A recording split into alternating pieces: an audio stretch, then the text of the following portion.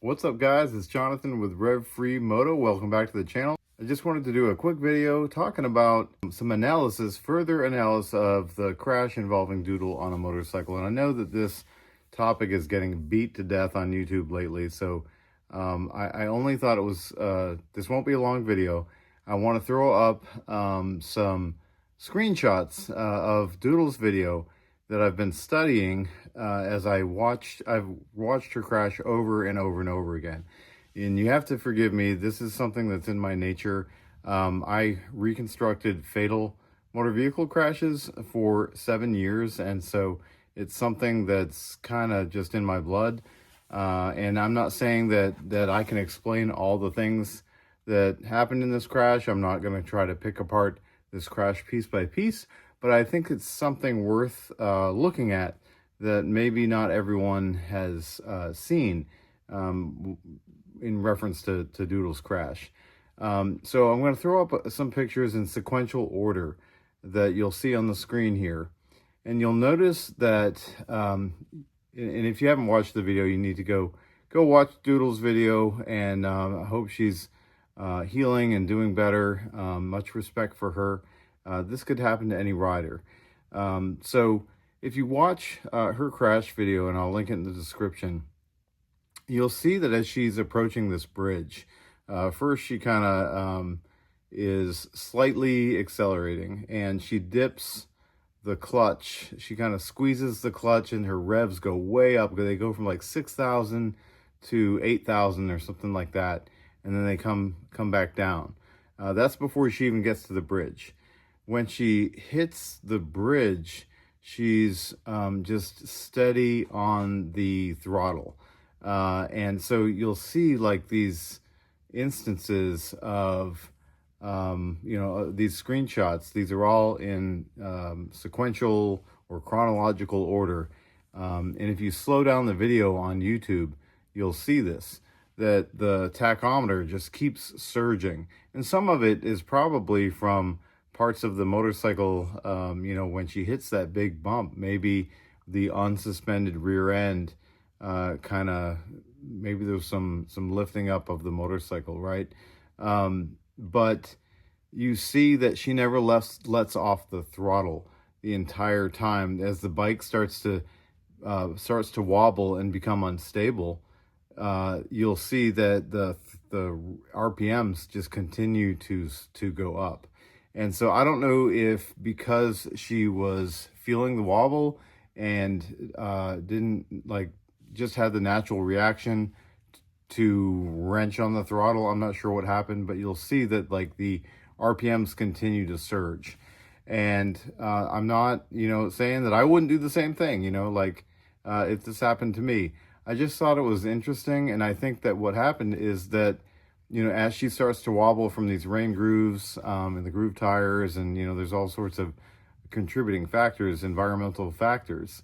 And I'm not going to say that the suspension didn't have anything to do with it or did have something to do with it. This leading link suspension is definitely very different than a telescopic fork suspension. And so I don't want to pretend like it isn't different. I don't think that makes it unsafe, but I do think it makes it different than a telescopic fork, which is what most riders are used to in modern day suspensions.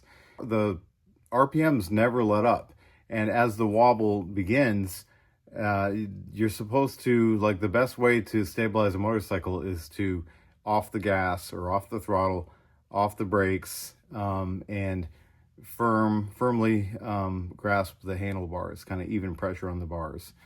That's the best practice for or riding out a death wobble if you're going to make it. But if you accelerate, that's always going to make it worse.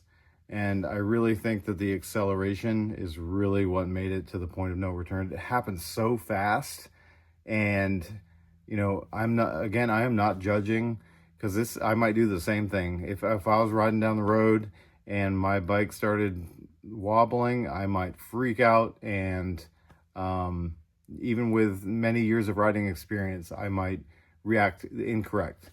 You can Monday morning quarterback it all you want, but until you're there and faced with the moment, it's difficult to say what you would do. You would hope you would do the right thing and not accelerate when the bike starts to wobble, because that can make it worse. So I just, if it's something that you hadn't seen, if you haven't watched the video and analyzed the crash yourself, I would encourage you to do it. I would encourage you to slow it down, watch how she's accelerating through the wobble, and how that made the wobble worse, it seems. I'll also point out that the way she was holding the throttle and the clutch seemed to be strange. It was like she was really far away instead of up tight against, like the end of the twist grip.